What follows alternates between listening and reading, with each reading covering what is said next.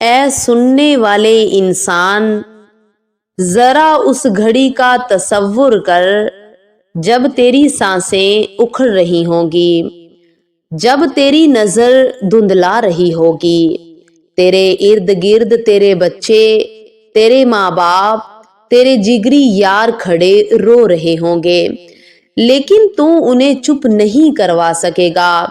تو چیخنا چاہے گا لیکن تیری زبان پر ایک بھاری تالا لگ چکا ہوگا۔ یہ وہ لمحہ ہے جب ملک الموت تیرے سرہانے آ کھڑا ہوتا ہے۔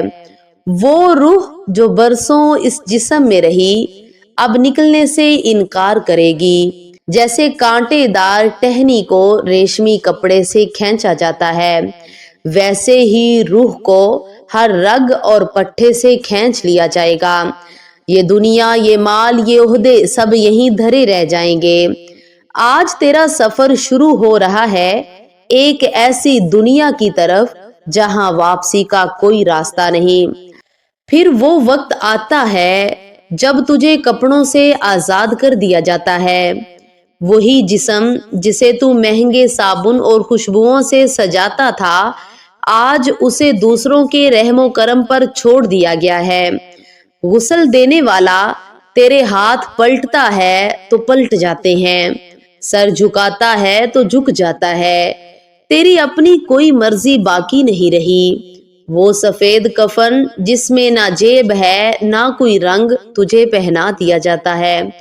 لوگ تجھے دیکھ کر ڈرنے لگتے ہیں، تیرے اپنے بچے تجھ سے خوف کھانے لگتے ہیں۔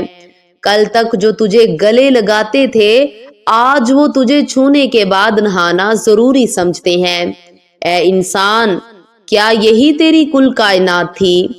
اب تجھے جنازے کی چارپائی پر لٹا دیا گیا ہے، تیرے دوست، تیرے بھائی تجھے کندھوں پر اٹھائے قبرستان کی طرف جا رہے ہیں۔ یہ وہ سواری ہے جس پر ہر بادشاہ اور ہر فقیر نے سوار ہونا ہے۔ تو سن رہا ہے ان کے قدموں کی چاپ، ان کی باتیں، لیکن تو جواب نہیں دے سکتا۔ مسجد کا مینار پیچھے رہ گیا، بازار کی رونقیں پیچھے رہ گئیں، اور سامنے کیا ہے؟ وہ ویران خاموش شہر جہاں صرف مٹی کے ڈھیر ہیں۔ یہ قبرستان ہے، تیرا نیا اور مستقل ٹھکانہ، وہ جگہ جہاں امیر اور غریب کا بستر ایک جیسا ہے، جہاں چھت نہیں، بس آسمان کی وسعتیں اور مٹی کی دیواریں ہیں۔ دل تھام کر سنیے، اب تجھے اس تنگ گھڑے میں اتارا جا رہا ہے۔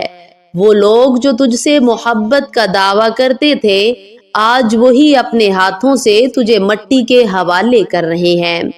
ایک ایک کر کے لکڑی کے تختے تیرے اوپر رکھے جاتے ہیں، روشنی کی آخری کرن بھی چھپ جاتی ہے، اور پھر دھڑام مٹی کی پہلی کدال تیرے اوپر گرتی ہے، پھر دوسری، پھر تیسری، یہاں تک کہ باہر کی دنیا کا شور ختم ہو جاتا ہے۔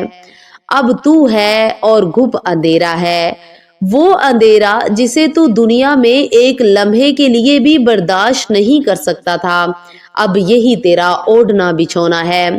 ابھی تو سنبھلا بھی نہیں کہ زمین بول پڑتی ہے۔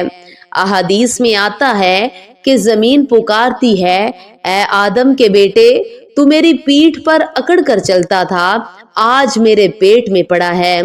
تو میری پیٹھ پر گناہ کرتا تھا اور ہنستا تھا، آج میرے اندر روئے گا۔ اور پھر قبر انسان کو بھینچتی ہے جیسے ایک ماں اپنے بچھڑے بچے کو زور سے گلے لگاتی ہے، لیکن یہ پیار کا گلے ملنا نہیں ہوگا۔ قبر اس زور سے دبائے گی کہ تیری پسلیاں ایک دوسرے میں پیوست ہو جائیں گی۔ اگر تو گناہگار ہے تو یہ دباؤ ہڈیوں کا چور کر دے گا، اور اگر نیک ہے تو یہ دباؤ ایسا ہوگا جیسے ماں کا تھپکنا۔ سوچ تیرا کیا حال ہوگا اس وقت۔ ابھی اس خوف سے جان نہیں چھوٹی تھی کہ اچانک قبر کی دیواریں لرز اٹھتی ہیں، دو فرشتے نمودار ہوتے ہیں، منکر اور نکیر۔ روایات میں آتا ہے کہ ان کی شکلیں انتہائی ڈراؤنی ہوں گی، ان کا رنگ سیاہ اور آنکھیں نیلے شعلوں کی طرح ہوں گی۔ ان کے بال پیروں تک لمبے اور دانت ہاتھی کے دانتوں کی طرح باہر نکلے ہوں گے۔ ان کی آواز ایسی ہوگی جیسے بادلوں کی گرج، وہ آتے ہی تجھے جھنجھوڑ کر بٹھا دیں گے۔ وہاں کوئی رشوت نہیں چلے گی، کوئی سفارش نہیں مانی جائے گی، وہاں صرف تیرا ایمان اور تیرے اعمال بولیں گے۔ وہ تجھ سے 3 سوال کریں گے اور یہ 3 سوال تیری ابدیت کا فیصلہ کر دیں گے۔ وہ گرجدار آواز میں پوچھیں گے، من ربک، تیرا رب کون ہے؟ دنیا میں تو ہم نے بہت سے رب بنا رکھے تھے، کبھی دولت کو، کبھی اپنی خواہشات کو، کبھی اپنے باس کو، لیکن وہاں وہی زبان بولے گی جس نے دنیا میں واقعی اللہ کو رب مانا ہوگا۔ مومن کہے گا میرا رب اللہ ہے، لیکن منافق اور غافل انسان ہڑبڑا جائے گا۔ وہ کہے گا ہائے افسوس، میں نہیں جانتا، میں تو وہی کہتا تھا جو لوگ کہتے تھے۔ پھر دوسرا سوال ہوگا، ماں دینو کا، تیرا دین کیا ہے؟ کیا ہم نے دین کو صرف مسجد تک محدود رکھا تھا، یا ہماری تجارت، ہماری خوشی، ہمارا غم سب دین کے مطابق تھا؟ جواب دینے والا سکون سے کہے گا میرا دین اسلام ہے، لیکن غافل انسان وہاں بھی خاموش رہ جائے گا۔ اب آتا ہے وہ آخری اور سب سے مشکل مرحلہ، پردے ہٹا دیے جائیں گے اور ایک نورانی چہرہ دکھایا جائے گا۔ فرشتے پوچھیں گے تو اس ہستی کے بارے میں دنیا میں کیا کہا کرتا تھا؟ ذرا سوچو، اگر ہم نے ساری زندگی فلموں، ڈراموں اور ٹک ٹاک پر گزاری تو کیا ہم اس نورانی چہرے کو پہچان پائیں گے؟ عاشق رسول صلی اللہ علیہ وسلم تڑپ کر کہے گا یہ تو میرے آقا ہیں، یہ تو محمد رسول اللہ صلی اللہ علیہ وسلم ہے۔ اس کے لیے قبر نور سے بھر جائے گی، لیکن جس نے سنتوں کا مذاق اڑایا، جس نے ان کے طریقے کو چھوڑ کر غیروں کا طریقہ اپنایا، وہ اس دن حسرت سے دیکھے گا اور پہچان نہیں پائے گا۔ وہ کہے گا لا ادری، مجھے نہیں معلوم، اور پھر آسمان سے آواز آئے گی کہ اس نے جھوٹ بولا، اس کے لیے آگ کا بستر بچھا دو۔ اگر جواب غلط ہوئے تو ایک ایسا فرشتہ مسلط کیا جائے گا جو گونگا اور بہرا ہوگا۔ اس کے ہاتھ میں لوہے کا ایسا گرز ہوگا کہ اگر پہاڑ پر مارا جائے تو وہ بھی ریزہ ریزہ ہو جائے۔ وہ تجھے مارے گا اور تیری چیخیں زمین و آسمان کی ہر مخلوق سنے گی سوائے انسان اور جن کے۔